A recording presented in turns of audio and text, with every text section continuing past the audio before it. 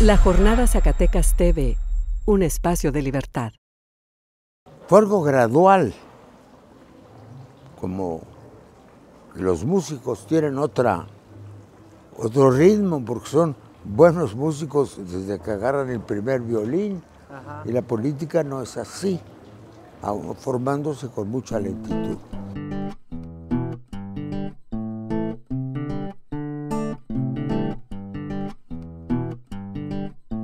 A mí me inspiró ser la política nacional primero, los libros de historia. Yo soy hijo de maestros. Ajá. Mi madre era de educación primaria y ella se dedicaba a la historia con mucho fervor. Ya estaban ahí los libros de historia. No muchos, pero suficientes para enterar. Y entonces, cuando llevé esa clase secundaria de civismo, pues tuve muy altas calificaciones y menciones. Luego, la parte de los concursos de oratoria, que no es la política, pero era entonces, y no sé si ahora, una puerta para. Bueno, sucedió porque yo era tartamudo, aunque no creas. Y entonces me curé con lectura de velocidad. Claro. Y luego lectura de obras, de teatro, de lo que fuera. Entonces me acostumbré, por razones terapéuticas, a impostar la voz, a hablar con...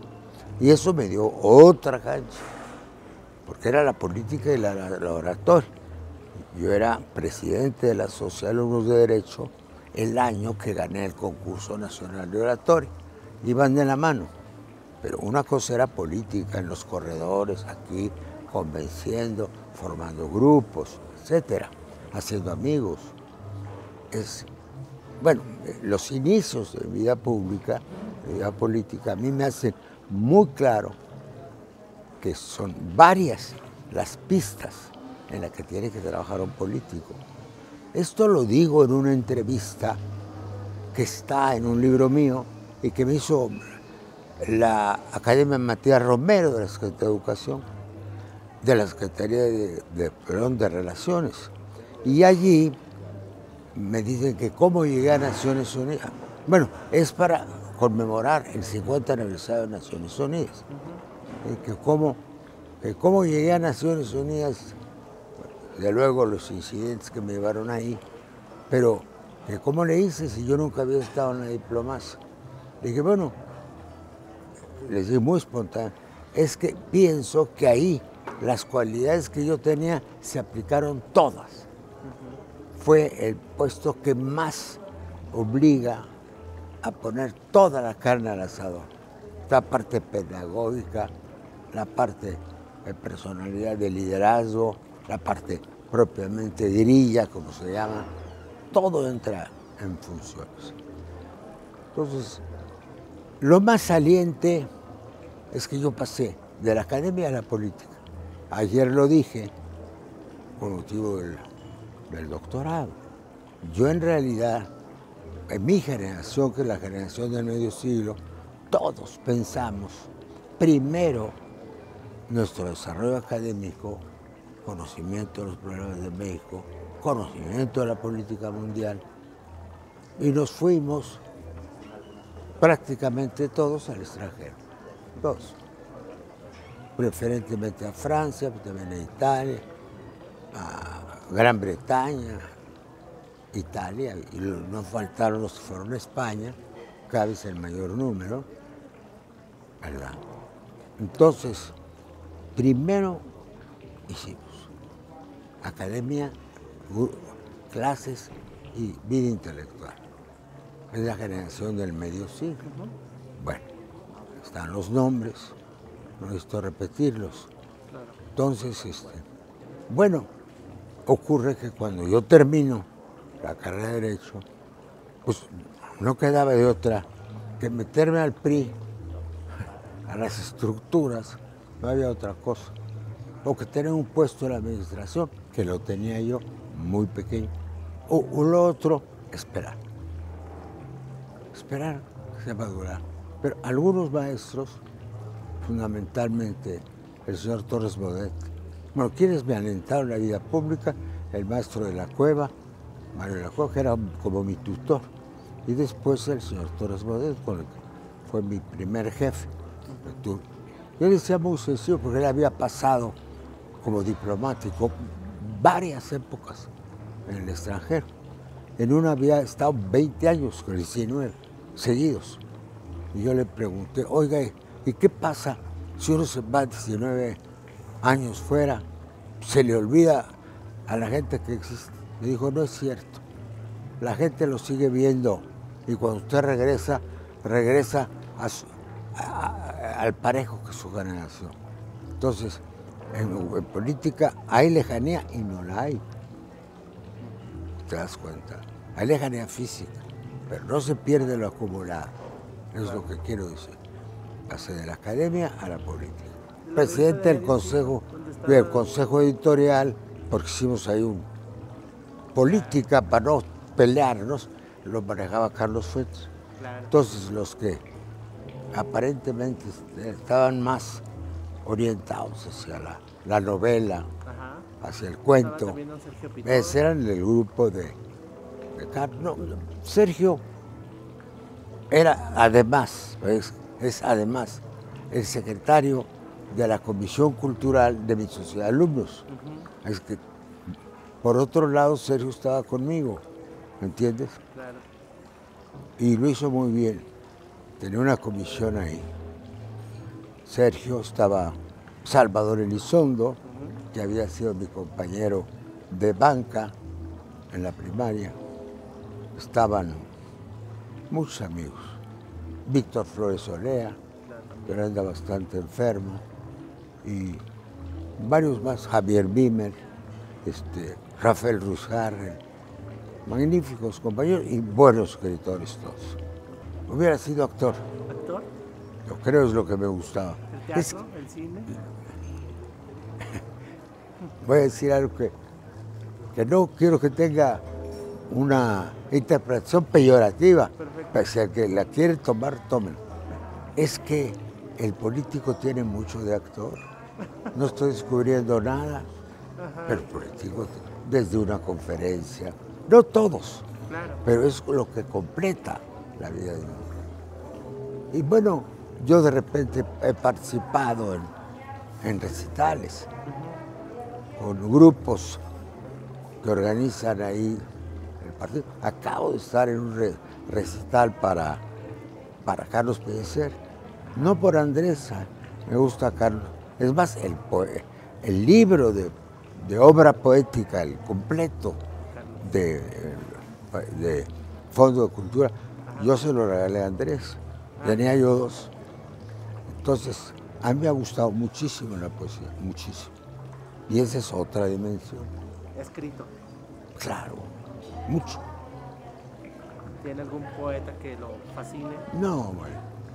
En México, fíjate que yo estaba pensando, por necesidad, pues hoy voy a Jerez. Ajá. Hay que pensar en el maestro. Y a mí me parece, aparte del arraigo popular, de los giros populares de Rompes Velarde, es además un gran poeta. Claro. Padre del Como que está choteado por la suave patria, pero no, es un gran poema. Es un gran poema la suave patria. Estaba pensando en eso. Estaba pensando en Pepe Gorostiza, que digamos es el que está del otro lado en un primer lugar para mí. Cambió radicalmente, pero todavía no se encuentra a sí misma. Digo, para simplificar, desde otro enfoque. Yo di curso en el doctorado de la facultad sobre transiciones democráticas antes de comenzar la transición mexicana. Yo lo hice ya con el espíritu de la transición. ¿Qué es una transición? Mi definición. El mejor tratadista de esto es un catalán, muy amigo mío, se llama Josep Colomer. Tiene un libro sobre la transición española y tiene un libro sobre las transiciones del este y del oeste. Bueno, ¿qué es esencial? Es el cambio de una sociedad, de un sistema político, ¿cómo se llama?, autoritario, vertical, en donde no hay equilibrio de poderes, a uno que es ya democrático, con sus defectos, así es. Se calcula. La primera, para mí, occidental, la primera ola de las tradiciones empieza en Portugal, ¿sí? Cuando cae y entra Mario Suárez, gran amigo mío, 74. Ay, ahorita nos acordamos del dictador Salazar. En Portugal. Sí, en Portugal. Y luego la española, que es la que más conocemos. Claro. La tradición española estuvo a punto de ser el paradigma, pero nos empezamos a dedicar y encontramos otras muy importantes. De algún modo lo es la checoslovaca, no hubo ni un balazo, nada. Desde Portugal los tanques callaron. ¿Sí? La caída de los tanques como la caída del sistema. Claro. Fue muy interesante. Ahora, yo tengo una tesis también de curso que en 79 fue las últimas revoluciones. Después no ha habido revoluciones que triunfen menos. Ha habido golpes de Estado, Claro. ha habido guerras internacionales, pero transiciones no. Que cambien de un régimen a otro por la vía pacífica, es mi definición. Como la revolución de terciopelo. Esa es la portuguesa y luego la famosa española. Entonces, yo sostengo que las dos últimas revoluciones que triunfaron fueron la de los ayatolas en mayo de 79, si me equivoco el mes, ya hace mucho que no doy clase de esto, y la de los nicaragüenses, la parte revolucionaria, Claro. no la que vino después, que eso fue defender más o menos la revolución, hasta llegar a otro acuerdo. Pero en dado caso, ahí se dan los dos hechos, la parte revolucionaria y la parte de negociación. Eso también ocurre, no sé si me explico. Pero ya no, ya en los tiempos contemporáneos no se gana por una revolución. Tenemos la memoria de muchas guerras, las de Irak, etcétera, de muchas actitudes beligerantes, la de Irán, pero revoluciones no hay. Que cambie de régimen por la vía violenta. Al principio, lo del 88, nadie lo entendió. Yo digo que ni nosotros en un nivel teórico. Por eso me dediqué años a estudiar las tradiciones democráticas. Pues es una transición, ¿no? Claro. Estamos cambiando de régimen. Por eso me gustó mucho cuando el presidente López Obrador digo, estamos en un cambio de régimen. Yo digo que a veces no nos platicamos poco, el presidente y yo, pero muchas cosas que me parecen importantes las pensamos igual, sí que nos hemos puesto de acuerdo. Simplemente yo he venido afirmando que una transición es un cambio de régimen. Claro. Y ya Andrés está en la idea clara de que estamos en un cambio de régimen, no en un cambio de gobierno. ¿Tuvo que ver también la política mundial, la política global? Bueno, pensemos Después, en la caída del muro, pensemos eso, exacto. en la disolución de la Unión La Soviética. persona que me dijo hace mucho tiempo, el embajador Valero, pensaba desde entonces, también con mucha cultura internacional, que si ha habido, si el plebiscito, el no a Pinochet, que fue en el 89, ¿no? Y la caída del muro de Berlín, donde 100 personas, 150 personas saltaron una barda y cambiaron la historia, va. Y no tenían ni resortera. Si esas cosas hubieran ocurrido, nosotros hubiéramos tomado el poder en México. Pero la gente no estaba acostumbrada. Y con una tradición revolucionaria, se había tragado la consigna del PRI. Los priistas, digamos, medio ideólogos prácticamente no tuvo, decían, entramos por una revolución y no saldremos sino por otra. Entonces, Era casi un llamado a la sedición, Claro. un llamado a las armas, ¿no? Están absolutamente seguros, todo el PRI. No podía cambiar el sistema sin un hecho armado. Y yo incluso en mis cursos explicaba este fenómeno. Pero la gente, cuando nosotros echamos para arriba, para adelante, digo, si no tenemos armas, ¿qué vamos a hacer? Y eso fue un factor que contribuyó mucho a calmar los ánimos. Aunque no estoy de acuerdo en versiones que dan varios autores. Jorge Alcocer escribió en una revista que yo parado en una silla o no sé, una mesa en el Zócalo, pedí que tomáramos Palacio Nacional. Pues tampoco es cierto, no era el muro de Berlín, pero sí pudimos haber tomado la calle. Y yo era partidario de eso. Eso tú lo sabes. La gente, sobre todo el campo, nos empezaba a empujar. Para eso las cosas eran más rancheras, más sencillas. Uno me dijo ahí en el patio de la casa de Cuauhtémoc, me dijo, oiga, nos hace venir muy, muy lejos. No tenemos dinero, perdón, mucho tiempo. No nos traiga estos bailes, tráiganos a un baile, que es el que uno, el 1 de diciembre, lo toma por su punto. Así lo veían, como 2 millones de gente en la calle, millones y medio. Pero incluso la familia Cárdenas se había formado en el ejército. Claro. Ahora ya no es esa línea divisoria, es una de las novedades de ahora.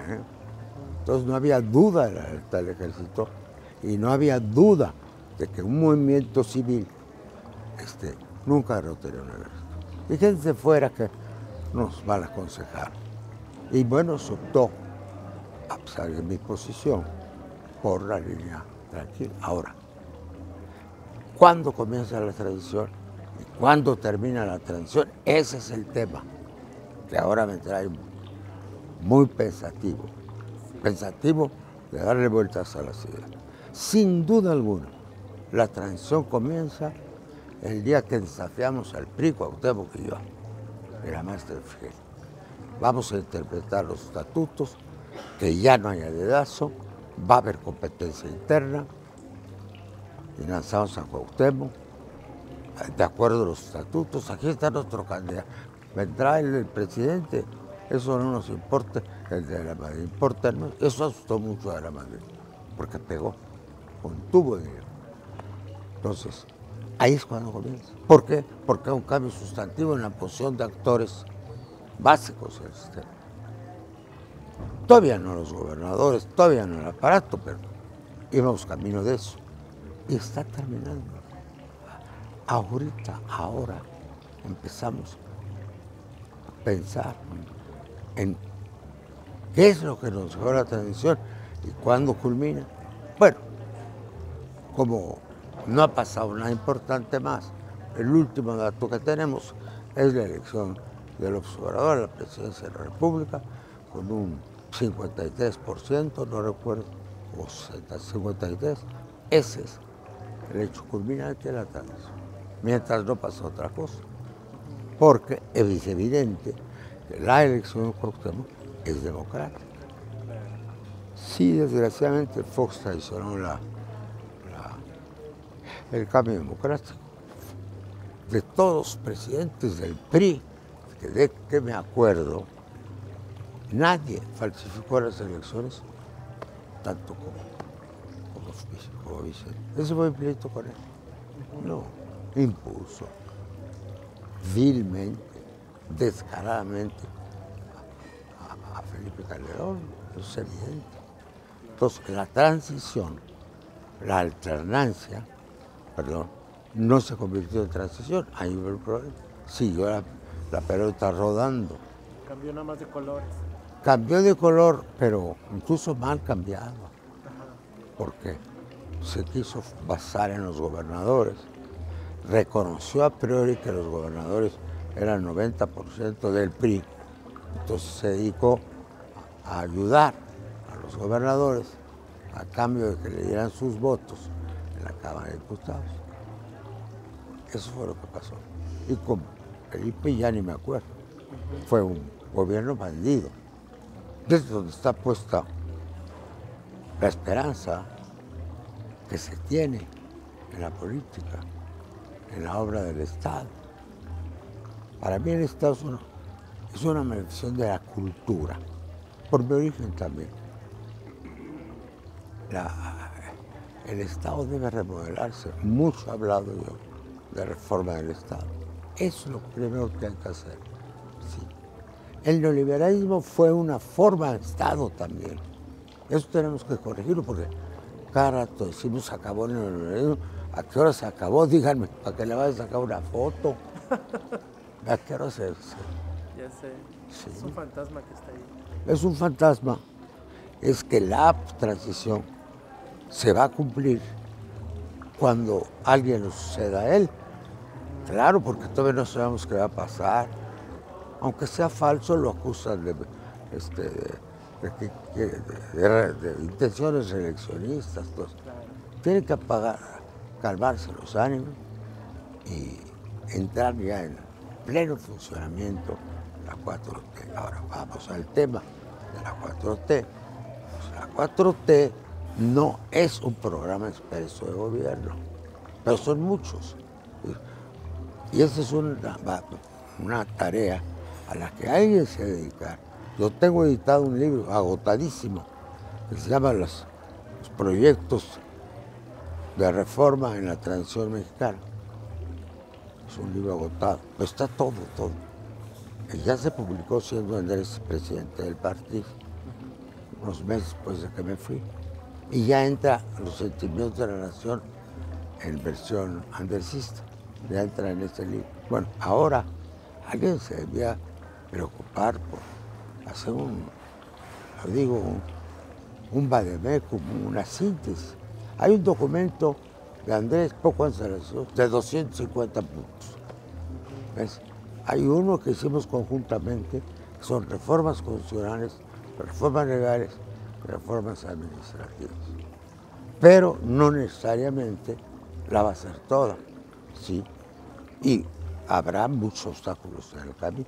La 4T es una voluntad de trascender, de que esto que ocurrió no sea un cambio de gobierno, sino un cambio de régimen y que además se consolide. Es claro. Entonces no podemos decir, como dice Andrés, tiene razón, que la transición no ha culminado. La transición culmina con la sucesión de él. Ahí vimos qué pasó.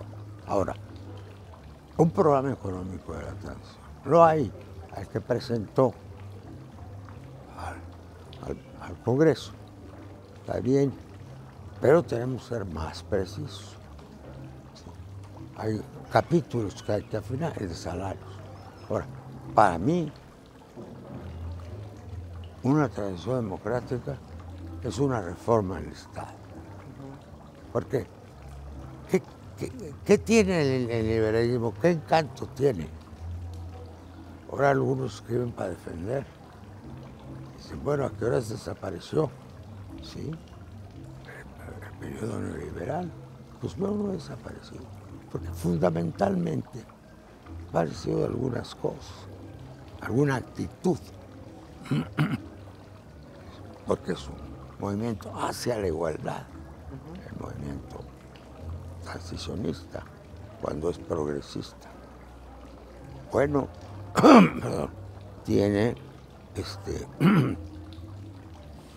medidas que ya pueden, medidas tomadas, que ya pueden hacer que dibujemos, ¿sí?, las suficientes, un esqueleto básico de lo que está ocurriendo.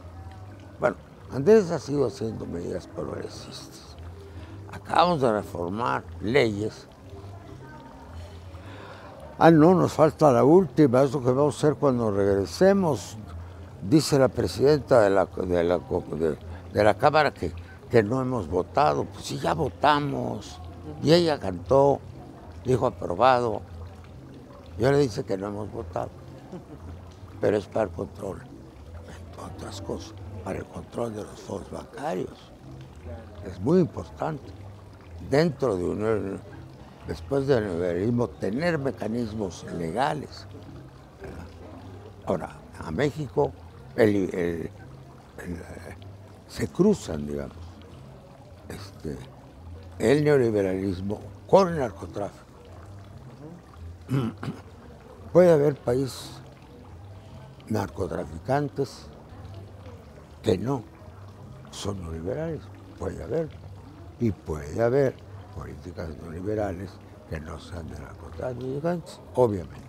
Entonces vamos a saber cómo se despliega la economía.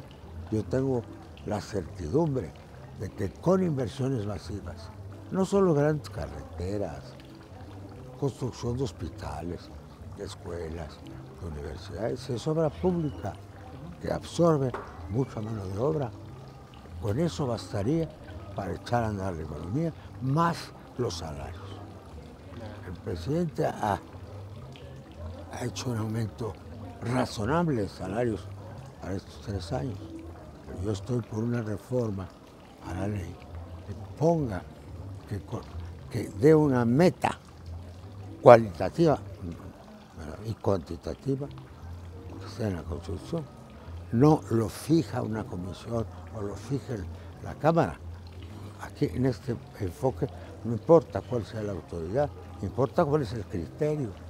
Lo puede ser INEGI, ¿entiendes? Y el criterio debe ser eso. Yo pienso en 2 índices de bienestar urbano, en 2 unidades, que se debe ser, y moviéndose como se mueven las necesidades, como se mueve ese índice. Pero, en fin, son afinamientos. ¿Qué debe ser Morena para que no pase lo que pasó con el PRD o para no convertirse también en un partido de Estado como en su momento no fue el PRI? Estás planteando un problema muy serio y nadie te puede dar una respuesta. Pero yo voy a intentar algunas ideas. Mira, primero, no hay padrón. Porque ha sido un partido movimiento. El partido nace como un movimiento. Hay 2 estándares en una plaza pública. Y oyéndolo más de 1000 gentes, pues ahí está el movimiento. En todos lados. Puede surgir aquí. No son los dirigentes. Es el movimiento social lo que hace el partido. Pero los dirigentes se benefician. Le hacen grilla, como en un partido común y corriente. Y ese es el gran problema. A mí me tocó ser el primer secretario de organización del PRD. Es muy complicado. Obviamente no había padrones, obviamente eran figuras locales, muy pocas figuras nacionales. Entonces, un partido tarda mucho tiempo en formarse y poco tiempo en corromperse. Ahí está el problema. Hay fenómenos que han ocurrido en Morena que son preocupantes. Por ejemplo, esta anulación de parte del Tribunal Electoral. Entonces, hay un árbitro.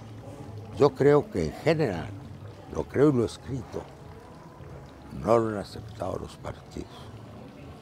Si hay un conflicto en un partido grande, pues tiene que decidir el tribunal, como lo acaba de hacer en Morena. Es un hecho muy delicado. Acaba de anular las elecciones internas. Entonces, si tiene competencia, que la tiene legalmente el tribunal, pues de plano que intervenga en los actos electorales. Claro. Una vez hicimos un ensayo en Coahuila por una nueva máquina de recibir votos, electrónica, muy buena. Hicimos un ensayo ahí, a ver, el padrón de la escuela secundaria. Desde Pepito hasta Lupita, todos los niños cayeron ahí. Ya estaban en 10 minutos, en menos de 10 minutos. Entonces, con la tecnología moderna y con una autoridad indiscutible del tribunal, se avanzaría muchísimo. Porque en el tribunal estaría la primera y la última instancia, porque se les ocurrió, yo no estoy totalmente de acuerdo, que sea la primera y la última. ¿Sabes derecho del tribunal? O sea, si hay te matas, la primera y la vencida, perdiste. Y si ganas, te ganas. Eso es muy importante, que exista. Está funcionando. Eso es una llamada de atención para Morena, que es el partido. ¿Cómo es posible que un partido que lucha contra la corrupción como primero de sus objetivos, no hay ninguno que sea más importante, se corrompa? Eso le quita totalmente crédito. Yo creo que hay que pensar en una autoridad seria que regule la vida de los partidos, incluso la vida interna. Lo está haciendo, pero esporádicamente. Me quitaron la candidatura, pues se mete a los estatutos del partido, etc. Tenemos, por ejemplo, todavía sin resolver el tema del sistema de selección de candidatos. Por un lado se dice que es, como lo dijo en una ocasión cercana el presidente López Obrador, que sea por encuestas. Otros, que sea por congresos y por consejos. Bueno, el de la tesis, que es por encuesta, pues tiene fuerza, porque simplifica todo, en la medida en que haya casas de encuestas que estén dispuestas a meterse a todos esos niveles, son niveles también, pero es un criterio, y el otro el estatutario. Ahora, ya llegar a tomar casillas, a desaparecer padrones, pues está muy mal. Claro. Entonces, todos los partidos tienen el deber, digamos, constitucional, de ser honorables, de tener sus papeles en orden, pero Morena tiene más obligación, porque es el partido del cambio y porque es el partido del gobierno. Entonces, la reforma de Morena va a ser indispensable. Hay dos grandes pruebas de que la tradición se cumple. Una, la reforma del partido, y tal vez una nueva reforma electoral, te voy a decir para qué, que contenga esto. Sí, muy importante.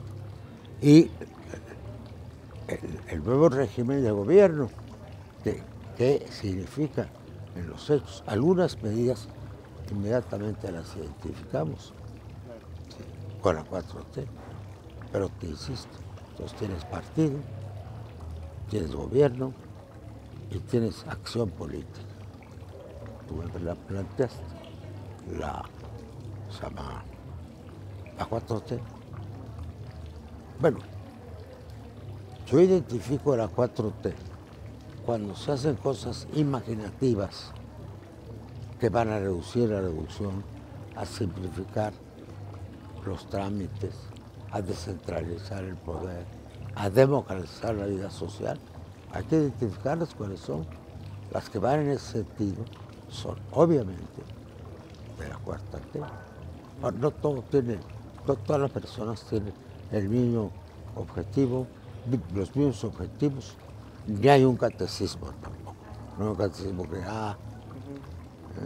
que, son criterios que uno aplica y la gente no se entiende. Esto es MT por esto, o 4T. Necesitamos actos del Ejecutivo que vamos a medir, no solamente vamos a analizar o a lucubrar o a interpretar, lo que nos vamos a leer, y propuestas. Esa es la parte que nos está faltando. Mira,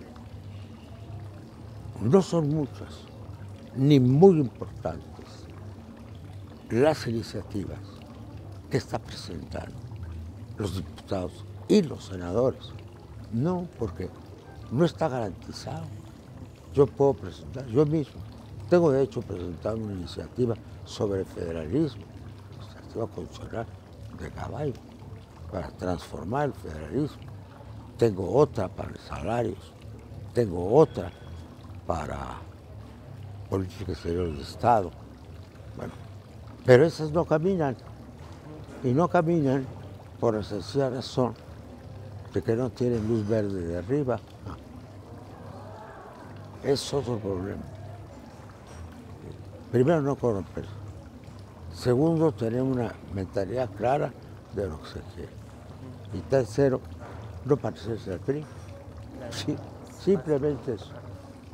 No parecerse al PRI, ya con eso vamos de ganada.